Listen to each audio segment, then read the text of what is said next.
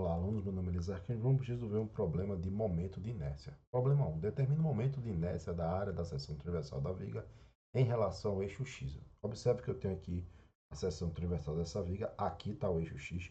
Toda vez que eu vou calcular o momento de inércia, tem que perguntar com relação a qual eixo. Nesse caso aqui é o eixo X. Okay? Quando eu quero calcular o momento dessa peça, eu vou dizer como é que eu faço isso. Eu tenho que lembrar que eu sei como calcular o momento de inércia de um retângulo. Então imagine aqui, você tem um retângulo aqui de dimensões aqui A e B, certo? E você calcular o momento de inércia. Você pergunta, com relação a que eixo? Então, imagine esse eixo aqui passando pelo centroide dessa figura. Então, o momento de inércia, certo, de um retângulo é um dozeavos da base vezes a altura ao cubo. Isso considerando que o eixo passa pelo centroide. Então, nesse caso aqui, nós temos essa equação. Observe que a base aqui é o lado que é paralelo ao eixo. Então, o que eu chamo de base, o lado paralelo ao eixo. Se nosso eixo fosse na vertical, então a base aqui seria o B, ok? Bem, isso é importante.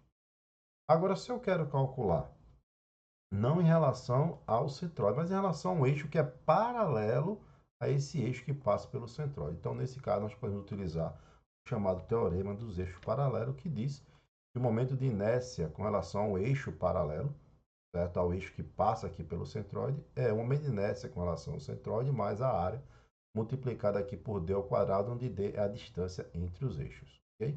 Mas você vai dizer, professor, mas isso é para um retângulo. Eu não tenho um retângulo. Mas se você olhar aqui, eu posso dividir essa figura aqui em dois retângulos. Então, vou ter aqui o retângulo 1, esse retângulo aqui de preto, e vou ter aqui um retângulo 2, esse retângulo aqui verde. E aí eu posso dizer que o momento de inércia da peça, o I, vai ser igual, certo, a I1 mais I2.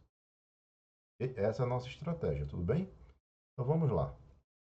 Então, vou começar aqui por esse retângulo aqui, certo? Esse retângulo aqui de baixo, então vamos chamar esse aqui de retângulo 1. Então, vou dizer que o momento de inércia 1 vai ser igual a 1 dozeavos de A B ao cubo mais a área vezes a distância ao quadrado. Veja que eu comecei aqui aplicando o teorema dos eixos paralelos. Por quê? Porque eu estou querendo calcular com relação ao eixo que não passa pelo centroide aqui desse retângulo. Então, isso vai ser 1 dozeavos. Quem é A? Lembra que A aqui é a base.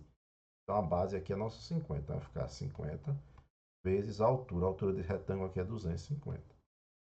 Mais a área do retângulo vai ser 50 vezes 250 multiplicado pela distância entre os eixos. No caso aqui, a distância entre o centroide desse retângulo, certo?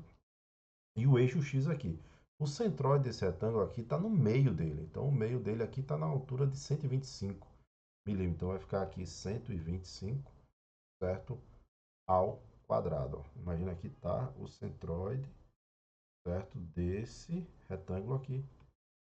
125, deixa eu colocar aqui. 125 milímetros, que já está no meio, ok?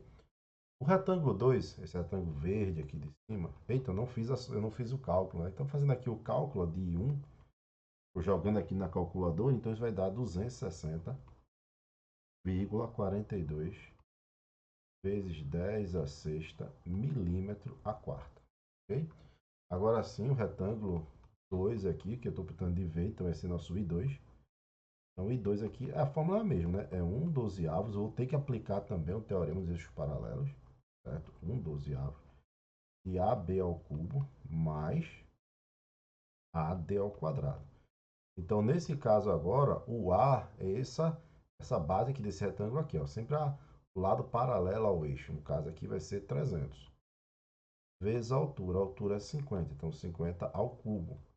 Mais a área, que vai ser 50, né? Vezes 300.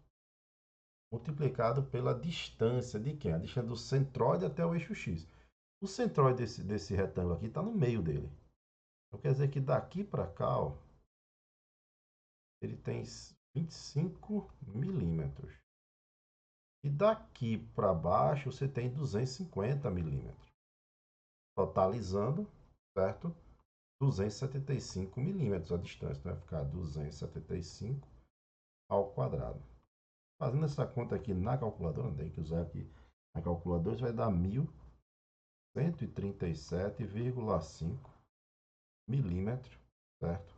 A quarta. Tudo bem?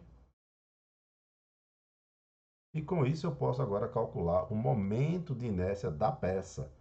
O momento de inércia, vamos passar uma linha aqui, certo? I, é a soma de I1 mais I2. Você faz essa conta aqui, né? Pode usar normalmente o calculador, isso vai dar 1.397,92